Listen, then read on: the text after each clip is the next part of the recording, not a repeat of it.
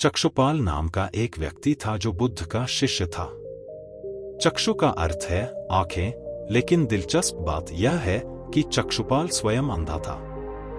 एक दिन महात्मा गौतम बुद्ध जेतवन विहार आश्रम पर थे।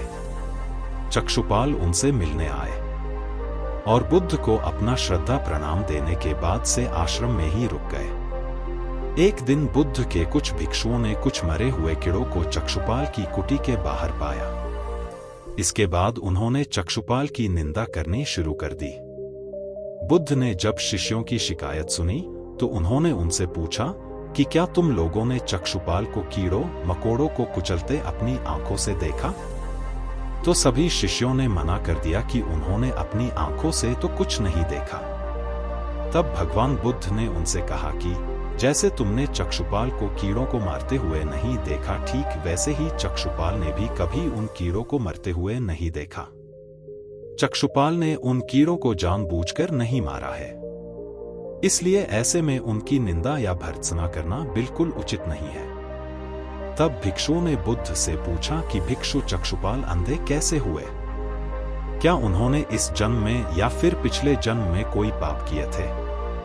तब बुद्ध ने उन शिष्यों को चक्षुपाल के एक पूर्व जन्म की कहानी बताई।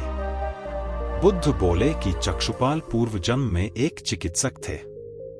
एक नेत्रहीन स्त्री सभी जगह चिकित्सा करवाकर हार चुकी थी। कोई उसके आंखों को ठीक नहीं कर सका।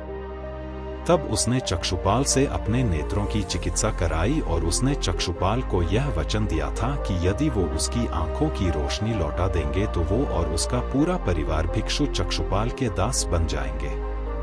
चक्षुपाल की चिकित्सा से उस स्त्री की आंखें बिल्कुल ठीक हो गई, लेकिन अंत में उसने दासी बनने के भय से अपने द्वारा किए वादे को मानने से इनकार कर दिया। चिकित्सक समझ गया कि वह औरत अपने वादे से पीछे हट रही है। चक्षुपाल जो कि चिकित्सक थे, उन्हें तो यह पता था कि उस स्त्री की आंखें ठीक हो गई हैं और वह झूठ बोल रही है, लेकिन उसे सबक सिखाने के लिए और बदला लेने के लिए चक्षुपाल ने एक ऐसी दवा दे दी जिससे वह जीवन भर के लिए अंधी हो गई। लेकिन फिर भी चक्षुपाल को उस पर जरा भी दया नहीं आई और इसी पाप के फलस्वरूप अगले जन्म यानी इस जन्म में चक्षुपाल अंधा बनना पड़ा। और अपने इसी पाप के कारण चक्षुपाल को अगले कई जन्मों तक अंधा बनकर पैदा होना पड़ा।